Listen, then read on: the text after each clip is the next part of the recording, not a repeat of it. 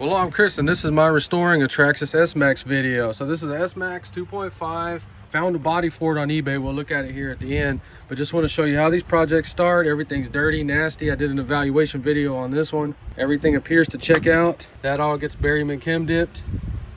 So all this gets taken down apart, cleaned thoroughly, inspected. That's the only way you're going to know what this thing is hiding.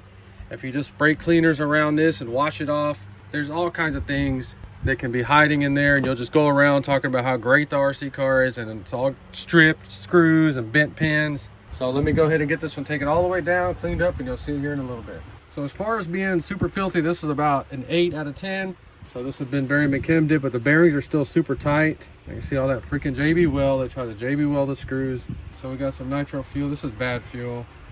Soak that in there. We're gonna see, experiment, see if we can get these things clean. And then we gotta soak this engine, because these are supposed to be fiberglass, right? So the bearings were a bit gummy. Soaking them in there a few minutes, it actually will break them up perfect. So everything's been soaked and cleaned really good with Purple Power and those types of cleaners. The blue was so good on this one, so I carefully washed it with just dish soap.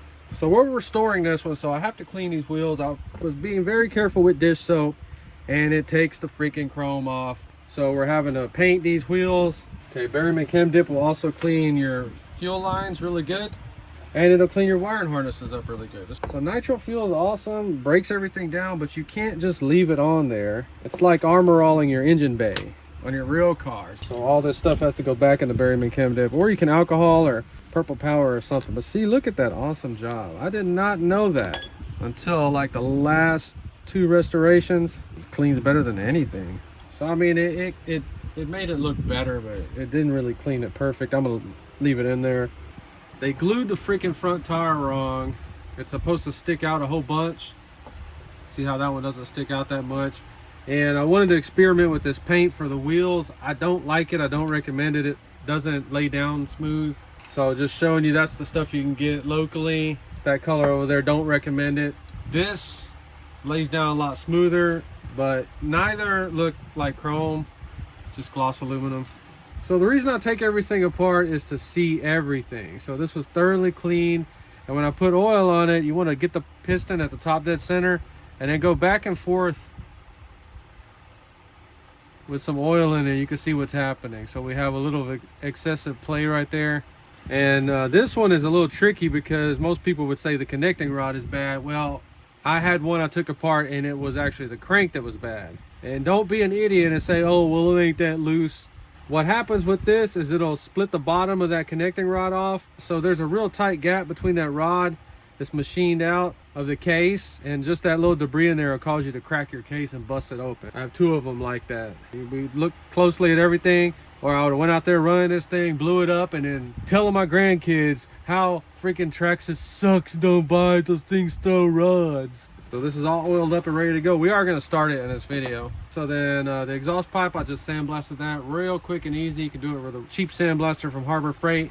So the S-MAXX 2.5 or 3.3, they just have a forward only with 2-speed. And that's how they are right there. So on reasons they quit running it, the biggest reason I found was that they stripped this. Remember when I talked about strip screws and you got to start looking for them? Well, they stripped this right here. It will not tighten up, see? So carburetor's trash on it. Let's just zoom through the build real quick.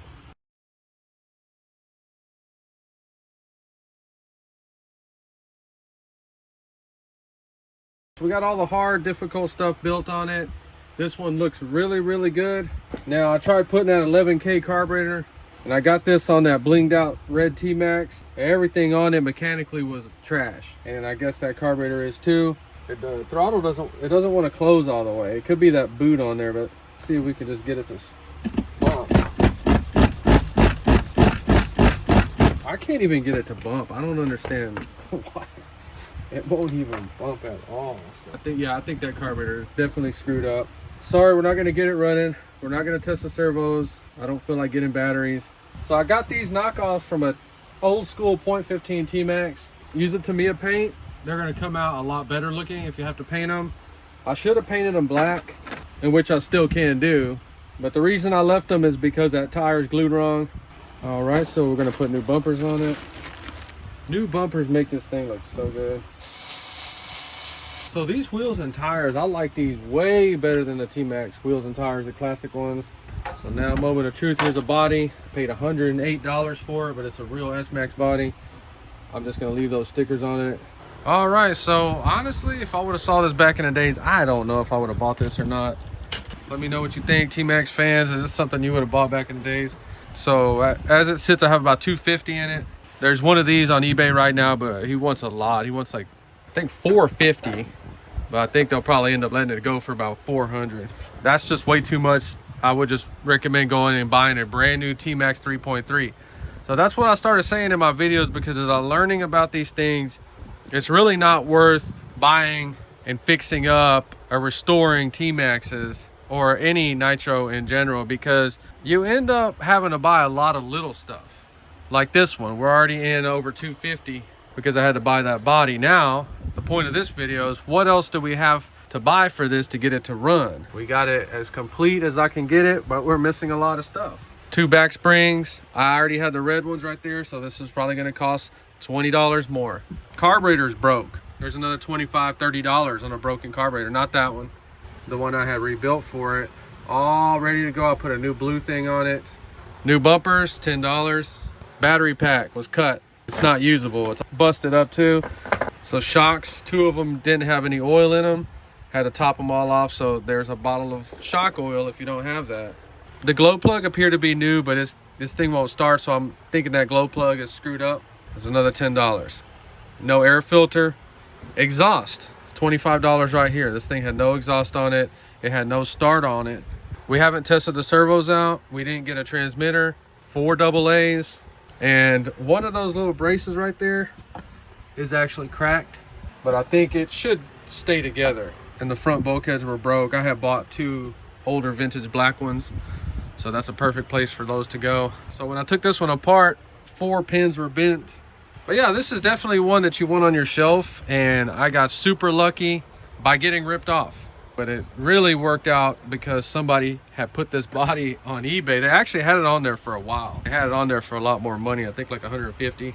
Other than that, just documenting this experience, getting this RC collection going. Soon we'll be running everything that I own. If you enjoyed this video, please like and subscribe, and thanks for watching.